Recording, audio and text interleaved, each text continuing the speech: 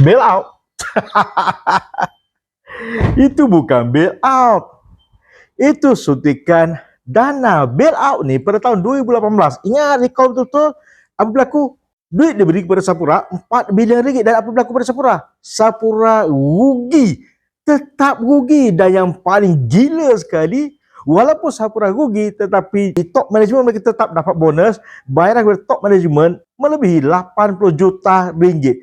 Kau boleh bayang tak? Syarikat rugi teruk, kerajaan dah bantu dengan 4 bilion tapi dia masih lagi boleh bayar bonus kepada top management. Gila, itu namanya bail out.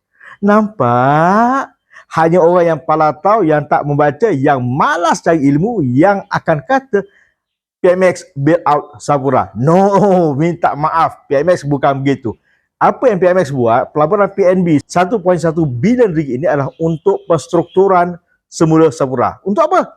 Untuk Sapura bayar vendors lebih daripada 2,000 vendors yang 80%-nya adalah Bumiputera. Nampak? PMX tengah bantu orang Melayu, vendor Bumiputera, agar vendor ini tidak muflis, agar vendor ini tidak bankrupt, tutup kedai. Sebab itu suntikan 1.1 bilion ini perlu untuk Sapura bayar semua hutang-hutang vendor ini. Jadi selamatlah lebih 4,000 pekerjaan yang menyebabkan vendors ini. Nampak? Kenapa? Kalau vendors ini tutup kedai, vendors ini lingkup, ia akan masuk siapa? Vendors asing yang kita tak mahu mereka bertapak dalam Malaysia. Nampak? Tapi pembangkang dia tak fikir semua benda ni. Dia fikir nak hentam je kerajaan. Dia bukan fikir tentang soal Melayu. Dia tahu jerit saja. Melayu terancam. Tapi bila kerajaan nak selamatkan syarikat Bumiputera, nak selamatkan vendors Bumiputera ini, dia boleh kutuk pula kerajaan. Dia kata ini bail out. Nampak? Apa yang mereka buat sebenarnya?